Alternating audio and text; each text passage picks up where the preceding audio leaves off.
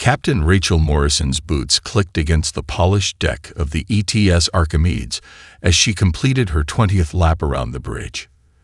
The sound echoed through the unusually quiet command center, mixing with the low hum of the quantum drive that perpetually resonated through the ship's hull.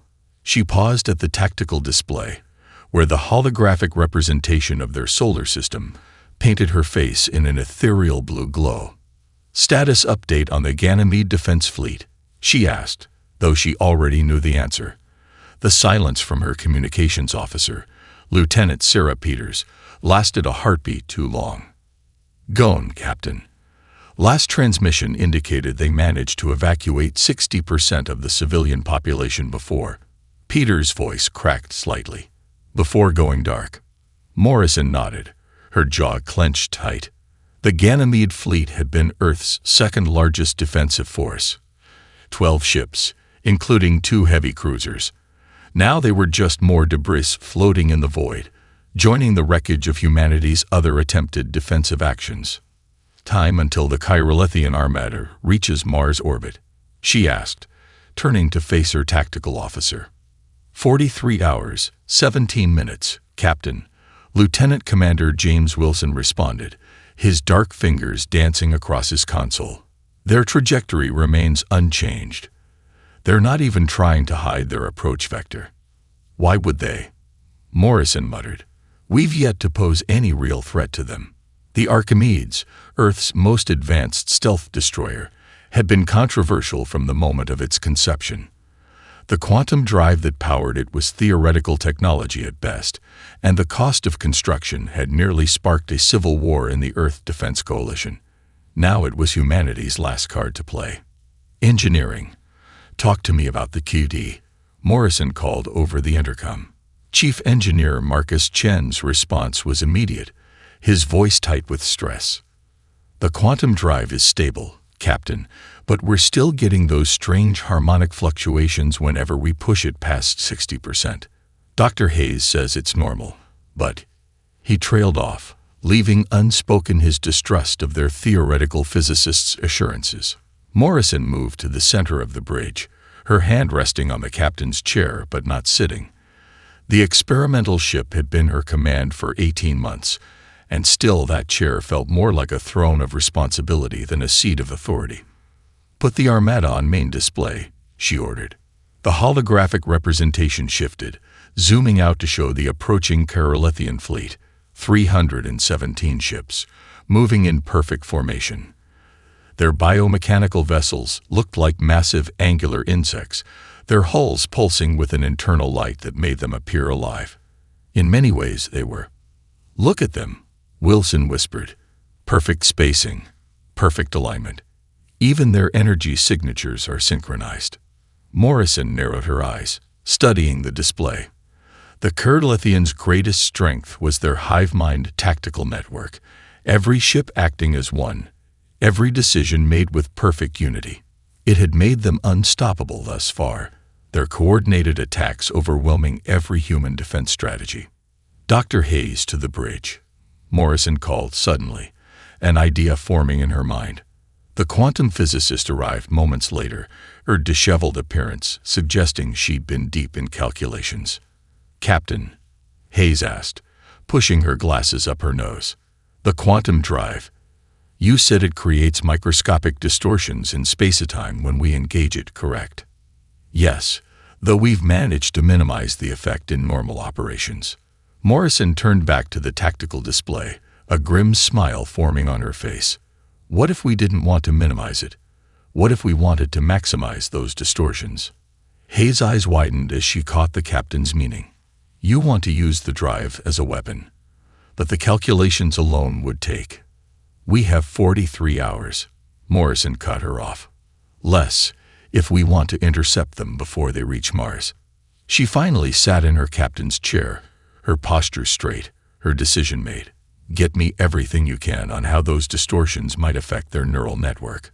It's time we showed these aliens that humanity's greatest weakness, our individuality, might just be our greatest strength." The bridge crew straightened at their stations, a spark of hope igniting in their eyes for the first time in weeks. The Archimedes might be just one ship, but sometimes one was all you needed. Sometimes one was enough to change everything. The holoscreen cast an eerie violet glow across the Archimedes tactical room as Captain Morrison studied the captured Caerlethian data core. Around her, coffee cups and empty ration packets testified to the 12 hours she'd spent here with her team, searching for anything that might give them an edge. "Play it again," she ordered, rubbing her tired eyes. Lieutenant Wilson nodded, rewinding the sensor logs from their last stealth pass through the alien fleet. The visualization sprang to life. Hundreds of energy signatures pulsing in perfect synchronization, like a massive cosmic heartbeat. Each alien ship glowed with the same biomechanical rhythm, their movements synchronized down to the microsecond. "It's beautiful, in a terrifying sort of way," Dr. Hayes murmured, adjusting her glasses as she studied the pattern. "Their neural network operates on quantum principles we barely understand. The level of coordination is inhuman," Morrison finished. She stood, pacing the room's perimeter. "And that's exactly why we might have a chance. Show me the temporal distortion readings from our last quantum jump." Wilson pulled up another display, this one showing the ripple effects their drive had created in local space-time. The patterns were chaotic, unpredictable. Everything the Caerlethians weren't. "Look here," Morrison pointed to a particular moment in the playback. "When our drive engaged, their formation wavered, just for a split second, but—" Dr. Hayes rushed to her console, fingers flying across the interface. "She's right. Their synchronization dropped by 0.03% during our jump. It's minute, but it shouldn't be possible at all," Chief Engineer Chen interrupted, looking up from his own datapad. "Their neural network is supposed to be unbreakable. We've hit them with every form of electronic warfare we have. Nothing's worked." Morrison allowed herself a small smile. "Because we've been thinking about this wrong. We've been trying to break their network from the outside. But what if we could make it break itself?" She moved to the central display, expanding the visualization of the Caerlethian fleet.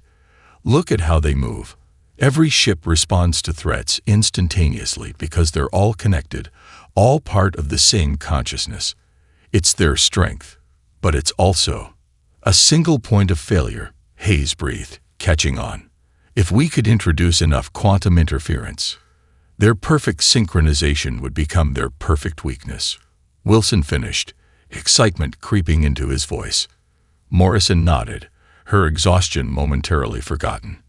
"Dr. Hayes, what would happen if we modified the quantum drive to deliberately create those temporal distortions? Not minimize them like we've been doing, but amplify them." Hayes ran her hands through her already disheveled hair. "Theoretically, we could create localized areas of temporal instability. Multiple conflicting time streams, overlapping reality states. The calculations would be incredibly complex, but the Archimedes computer core could handle it," Chen interjected. "We'd need to reconfigure the drive's containment fields, maybe rebuild the power distribution system entirely." "How long?" Morrison asked. Chen and Hayes shared a look. 20 hours, minimum," Chen replied. "And that's if everything goes perfectly." Morrison checked the mission clock on the wall. "The Armada reaches Mars in 31 hours. Make it happen." As her team rushed to their tasks, Morrison remained at the display, studying the enemy fleet. The Caerlethians had conquered 3 solar systems before reaching Earth's, their hive mind tactics overwhelming all resistance. But they'd never faced anything like the Archimedes before, never encountered a ship that could twist the very fabric of space-time. Her hand brushed unconsciously against the captain's insignia on her collar. The weight of Earth's survival pressed down on her shoulders, but for the first time since this nightmare began, she felt something close to hope. "Lieutenant Wilson," she called out, "send word to Mars Colony. Tell them to begin full evacuation procedures." But she allowed herself a grim smile. "Tell them to leave the lights on. We're going to give the Caerlethians something to chase." The tactical officer nodded, understanding dawning in his eyes. They weren't just planning a defense anymore. They were setting a trap. And if they were right about the quantum drive's potential, the hunters were about to become the hunted. Chief Engineer Marcus Chen stared at Captain Morrison as if she'd just suggested they power the ship with unicorn dreams. You want to do what with my quantum drive? They stood in the Archimedes main engineering bay, surrounded by the controlled chaos of emergency modifications. Crew members crawled through access tunnels, rewired systems, and rerouted power conduits under Dr. Hayes' careful supervision. Create temporal duplicates, Morrison repeated, her voice steady despite the audacity of her request. Dr. Hayes says it's theoretically possible if we... Theoretically possible. Chen interrupted, his usual calm demeanor cracking. Captain, we're not talking about bending the rules here. We're talking about breaking the laws of physics. The laws of physics are more like guidelines anyway. Dr. Hayes called from her position near the quantum drive's main housing. She didn't look up from her tablet, where complex equations scrolled past. Besides, we're not breaking them. We're just creatively reinterpreting them. Morrison watched as another warning light flickered on the engineering console. The quantum drive hummed at a frequency that made her teeth ache, its experimental core pulsing with an almost organic rhythm. Show him the simulation, she ordered. Hayes nodded, pulling up a holographic display.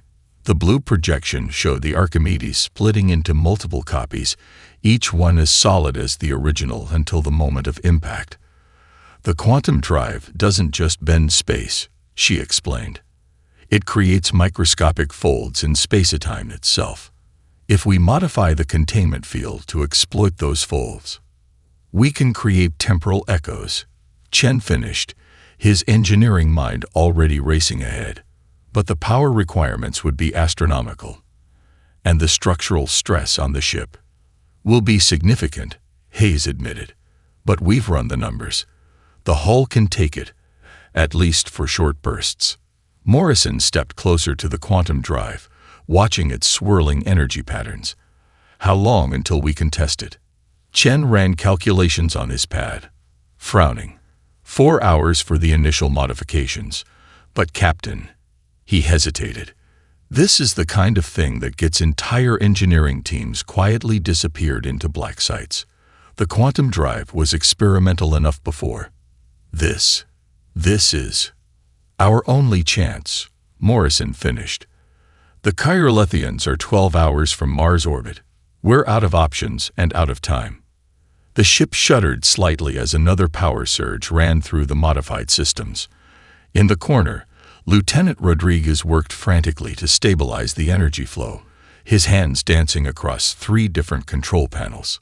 There, Hayes suddenly shouted, causing everyone to jump. I've got it. The quantum resonance pattern we need. She projected a new diagram, this one showing complex wave functions Morrison couldn't begin to understand.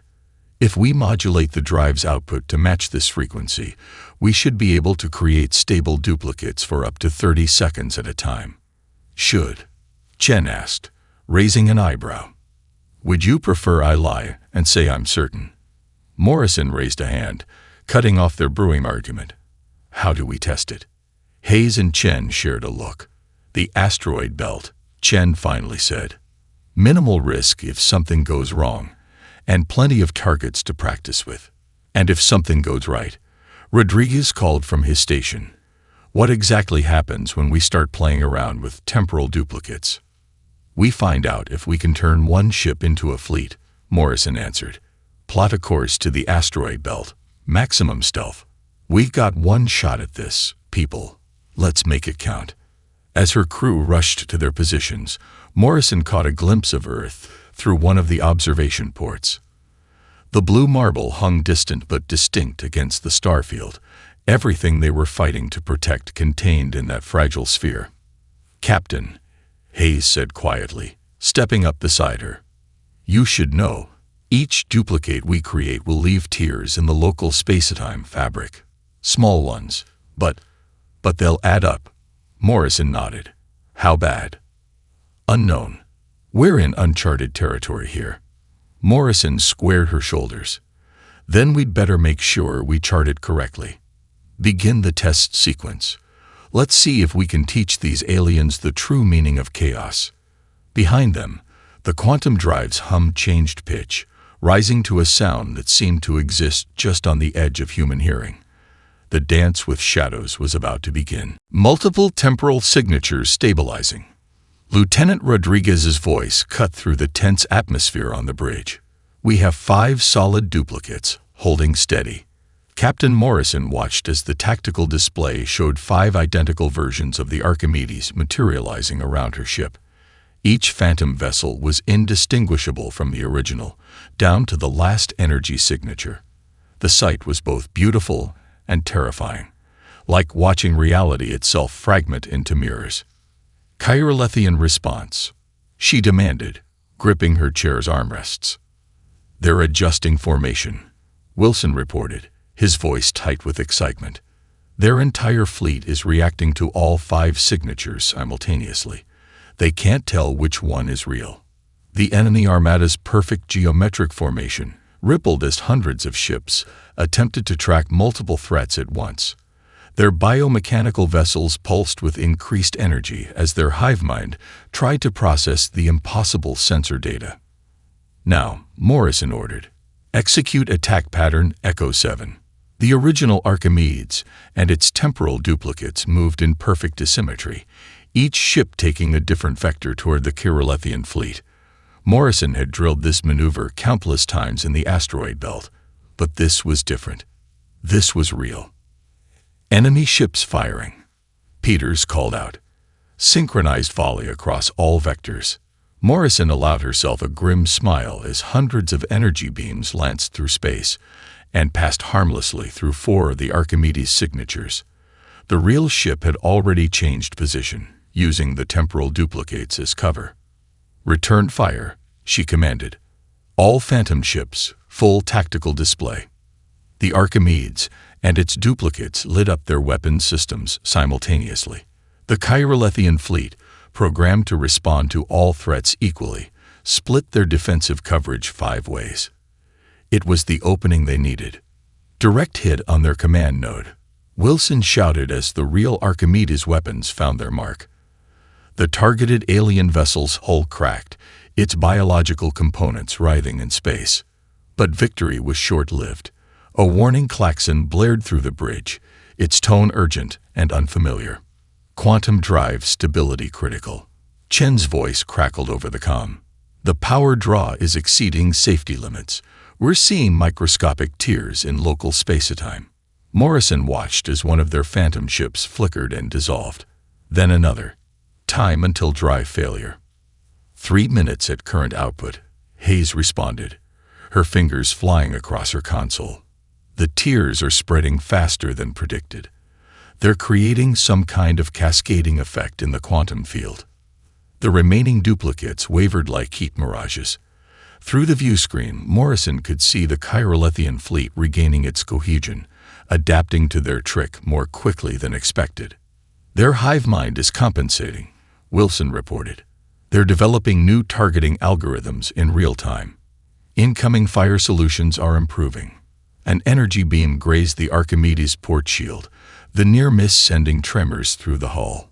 The quantum drive's scream became audible even on the bridge, a sound that seemed to come from everywhere and nowhere at once. Reroute emergency power to the containment field, Morrison ordered. Prepare for quantum jump on my mark. Captain, Hayes interjected, the Spicitum tears, they're affecting the Chirolithian ships differently than expected. Their neural network is showing signs of quantum entanglement disruption. Morrison leaned forward, studying the sensor data. The alien vessels nearest to their phantom ships were displaying erratic behavior, their perfect synchronization temporarily broken. Status of their command node. Damaged but operational, Wilson reported. But their response time has decreased by 12%. Whatever we're doing to local space-time, it's interfering with their hive mind. Another warning light flashed red. Quantum drive reaching critical threshold, Chen announced. We need to shut it down now or risk permanent damage. Morrison watched as their last phantom ship dissolved. The Chirolithian fleet was already regrouping, but their formation was slower, less precise than before. They'd found a weakness, but exploiting it had nearly destroyed their only weapon. "Plot jump coordinates back to Mars orbit," she ordered. "We've seen enough for now." As the Archimedes disappeared into quantum space, Morrison couldn't help but smile.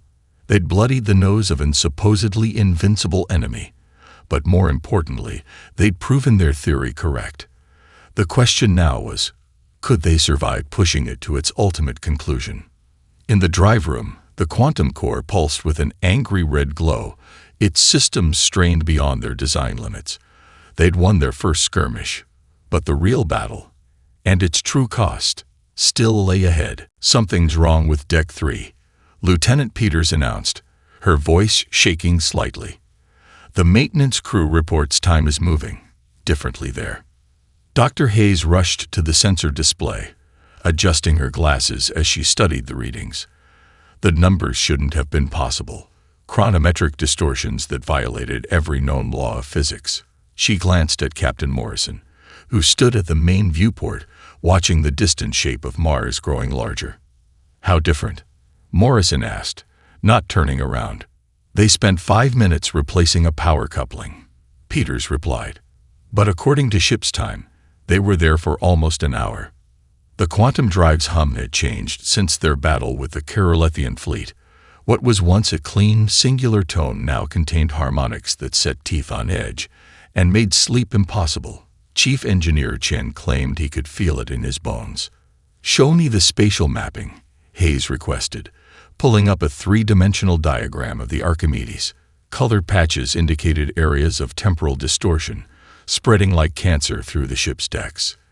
"The tears we created during the battle. They're not healing like we predicted. They're growing." Morrison finally turned from the viewport, her face illuminated by the red warning lights that had become a constant feature on the bridge. "Explain." "It's like..." Hayes searched for an analogy. "Imagined reality as a piece of fabric. We've been making small cuts in it, hoping they'd naturally repair themselves. But instead, the edges are unraveling." "And the Kerolithians?" Morrison pressed. "What effect are these tears having on them?" Wilson pulled up the battle footage, enhancing the section where their phantom ships had engaged the enemy fleet. Their ships closest to our temporal duplicates showed significant degradation in their neural network connectivity. Some vessels even exhibited independent behavior for several seconds. Independent behavior that got them destroyed by their own fleet, Rodriguez added grimly. Their hive mind interpreted the deviating ships as threats and eliminated them. Morrison absorbed this information, her mind racing through the tactical implications. "Dr. Hayes, if we amplify these tears instead of trying to minimize them..." "Captain," Chen's voice interrupted over the comm. "You need to see this. Engineering now." The walk to engineering took longer than it should have.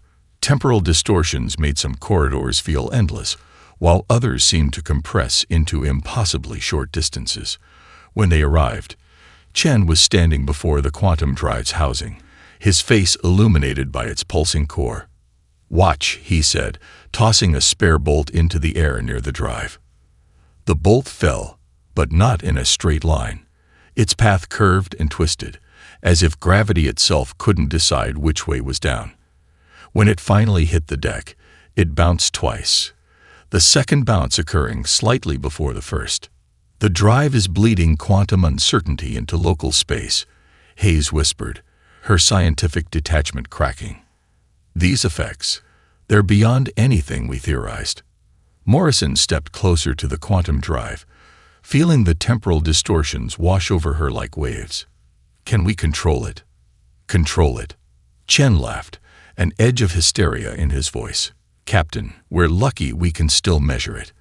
The sensors are showing temporal variances that should be impossible. We need to power down and let reality reset." "No." Morrison's voice was firm. "The Kerolithians will reach Mars orbit in 6 hours.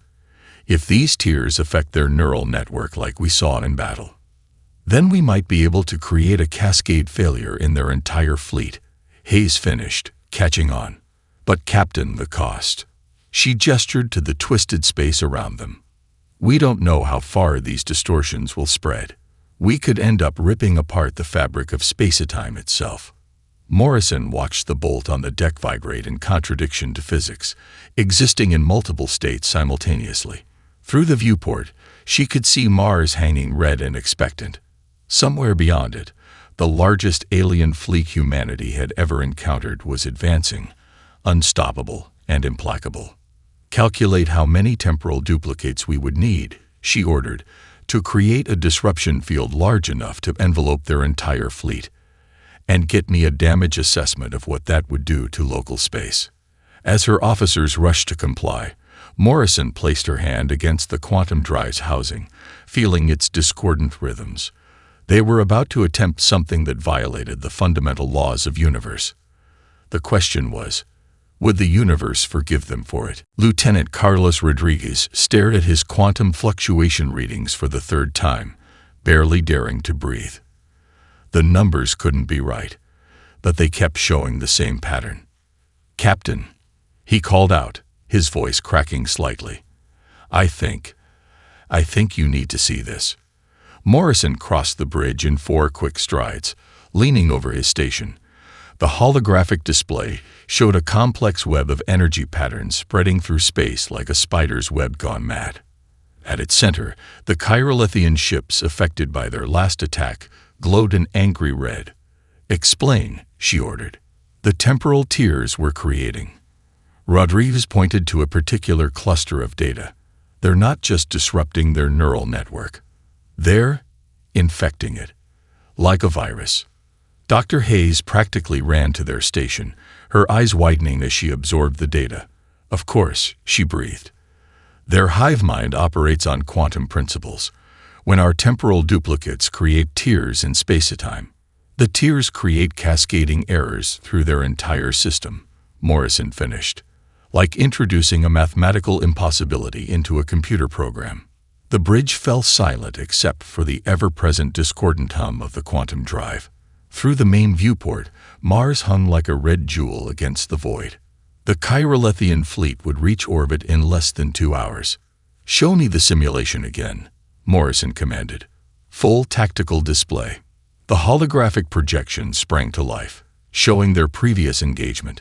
They watched as the temporal duplicates of the Archimedes appeared, each one tearing tiny holes in reality. The Chirolithian ships nearest these tiers showed increasing signs of desynchronization from their hive mind. "Wait," Chen's voice cut in from engineering. "Freeze that frame." The display stopped on an image of a Chirolithian vessel caught between temporal tiers. Its biomechanical hull seemed to vibrate at impossible frequencies. "The quantum resonance," Chen continued, excitement creeping into his voice. "It's not just affecting their neural network. It's disrupting the quantum fields that hold their ships together. Their entire technology is based on perfect synchronization. And we're introducing chaos into their system," Hayes finished. She turned to Morrison, her face pale. "Captain, if we could generate enough temporal duplicates, create enough tiers, we could shatter their entire neural network," Morrison said quietly.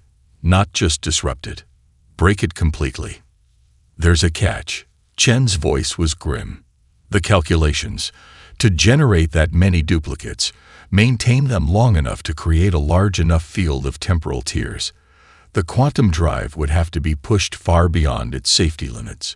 We're talking about a complete fusion of the quantum core." "Meaning?" Morrison asked, though she already knew the answer. "Meaning the drive would be permanently fused in a quantum state," Hayes explained. "The Archimedes would become like our temporal duplicates, caught between realities, neither fully here nor fully gone. Forever." The weight of that word, forever, seemed to press down on the bridge like a physical force. Morrison looked at her crew, seeing the same realization dawn on their faces. This wasn't just a suicide mission. This was something else entirely. "How long would we have?" she asked. "From initiating the sequence to core fusion." "Maybe 10 minutes, Chen replied. "Long enough to generate the field, trigger the cascade failure in their fleet, long enough to get the crew to escape pods." Morrison nodded slowly, her decision already made. Begin the calculations. I want a full tactical plan in 20 minutes.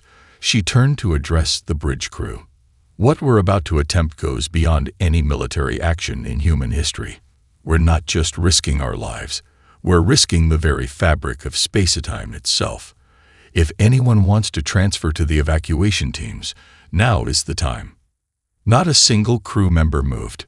Very well, she said, allowing herself a small smile. Dr. Hayes, begin final modifications to the quantum drive. Lieutenant Rodriguez, plot us an intercept course that will put us at the heart of their fleet. Lieutenant Wilson, prepare all weapon systems. She settled into her captain's chair, feeling the subtle vibrations of their damaged reality humming through the deck. If we're going to become ghosts, she said quietly, let's make sure we haunt them properly. Quantum drive at maximum capacity. Chen's voice crackled over the comm, distorted by the growing temporal distortions. Beginning duplication sequence in 3, 2, 1. Reality fractured.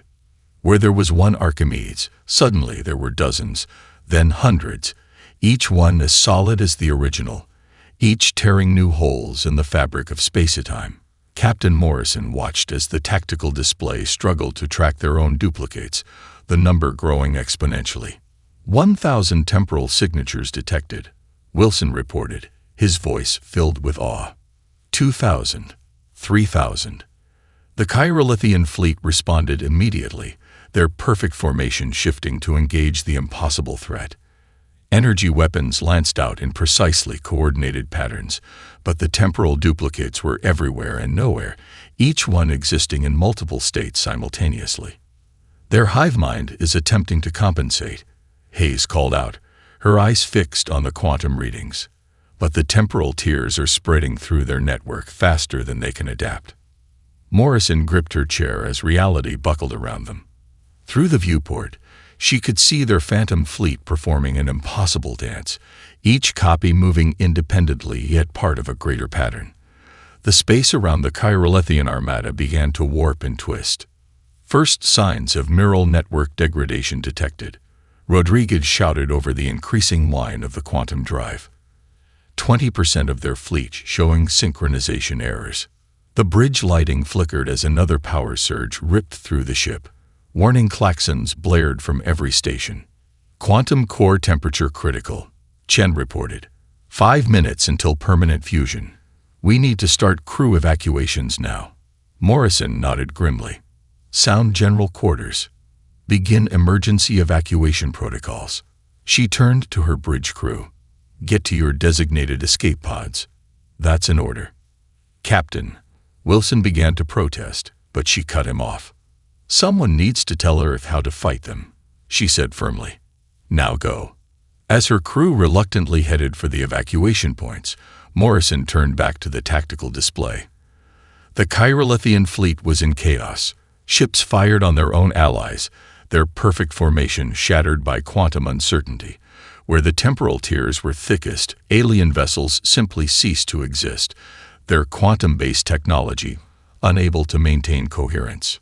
3 minutes to core fusion, Hayes reported, still at her station despite the evacuation order. The temporal field is reaching critical mass. Morrison watched as another wave of Chirolithian ships succumbed to the quantum cascade. Their biomechanical hulls twisted in impossible ways as reality itself rejected their presence. The hive mind that had made them invincible was now their greatest weakness, spreading the corruption from ship to ship like a virus. Their flagship is attempting to coordinate a retreat, Rodriguez called from his station, also ignoring the evacuation order. But the temporal distortions are preventing quantum communication. Their entire command structure is collapsing. The quantum drive's scream reached a fever pitch. Reality around the Archimedes began to phase in and out, the ship existing in multiple states simultaneously. Through the flickering viewport, Morrison could see their temporal duplicates starting to merge and separate in impossible patterns, each one tearing larger holes in space-time. 1 minute to core fusion, Hayes announced, her voice steady despite the chaos. Captain, it's been an honor. Morrison allowed herself a small smile. The honor has been mine. Now get to your escape pod, Doctor. That's my final order." As Hayes and Rodriguez finally left the bridge, Morrison stood at the tactical display, orchestrating the final movements of their Phantom fleet. The Chirolithian Armada was in full retreat, but their synchronized withdrawal had become a desperate rout. Ships collided with each other as individual vessels broke free from the hive mind's control, their crews experiencing individual thought for the first time in generations. Core fusion in 10 seconds. Chen's voice came over the comm one last time. "Captain, give them hell." Morrison straightened in her captain's chair as reality began to dissolve around her. The quantum drive's scream reached its crescendo, and she felt the ship begin to phase between dimensions. "Look upon our works, you mighty," she whispered to the retreating alien fleet, and despair. The Archimedes vanished in a flash of quantum light, taking the laws of physics with it. In its wake, the greatest alien fleet humanity had ever faced fled in terror from the ghost of a single Earth vessel. 5 years later, Dr. Amanda Hayes stood at the observation window of the Mars Defense Station, watching the quantum anomaly that had once been the ETS Archimedes. The ship, if it could still be called that, phased in and out of reality like a half-remembered dream, its hull sometimes solid, sometimes translucent, sometimes existing in multiple places at once.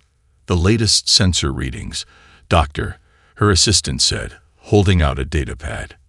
Hayes took it without looking, her eyes fixed on the ghost ship that had saved humanity.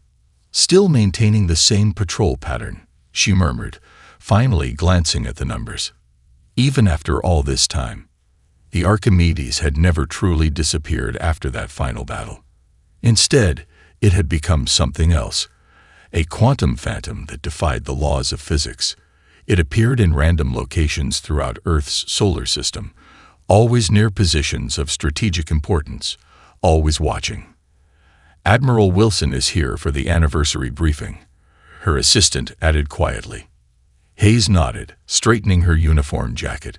5 years ago, he had been Lieutenant Wilson, manning tactical stations on the Archimedes. Now he commanded Earth's growing defense fleet, built using the lessons learned from their victory over the Chirolithians. The briefing room was packed with military officials and scientists when she arrived. Wilson, still strange to see him with admiral stripes, stood at the main display, showing the latest data on the quantum barrier that now protected Earth's solar system. "The temporal tears created during the battle never fully healed," Hayes explained, stepping up to the podium. "Instead, they formed a network of quantum distortions that make synchronized fleet operations impossible within our system. The Chirolithians cannot return without facing the same dissolution of their neural network." "And the Archimedes?" someone asked. "Are we any closer to understanding what happened to Captain Morrison?" Hayes brought up the latest quantum scans. "The ship exists in a state of temporal flux. Sometimes our sensors detect life signs aboard. Sometimes they don't.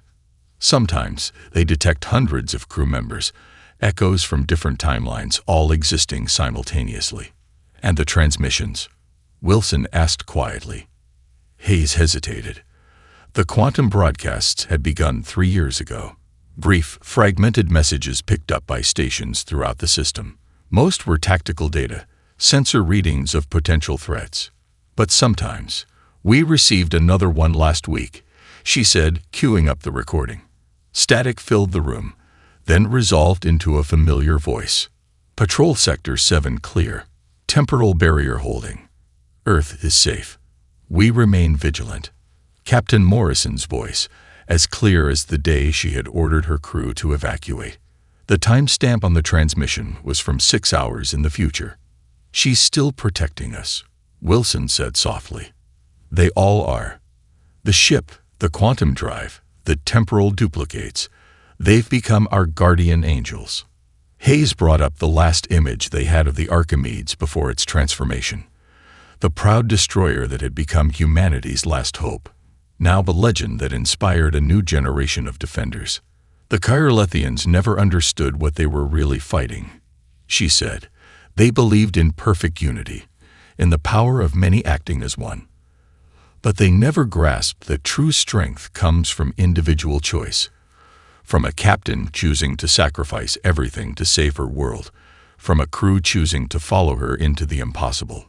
The lights dimmed slightly as another quantum surge rippled through local space. Through the observation window, they could see the Archimedes phase into view, its hull both solid and transparent, existing in multiple states of reality. For a moment, just a moment, Hayes thought she could see Morrison on the bridge, standing tall at her captain's chair, forever watching, forever protecting. The Kerlithians called us primitive because we clung to our individuality, Wilson added. They never understood that our greatest weakness was actually our greatest strength. One ship, one crew, one choice. That's all it took to change everything. As if in response, the quantum barriers around Earth's solar system pulsed with energy, the temporal tiers that had become their shield rippling like waves in a cosmic ocean. And somewhere in that quantum soup, the Archimedes continued its endless patrol, a ghost ship that had become legend, crewed by heroes who had chosen to become eternal guardians. They had given up their place in normal spacetime to save humanity. In doing so, they had become something more than human. They had become hope itself, forever vigilant against the darkness between the stars.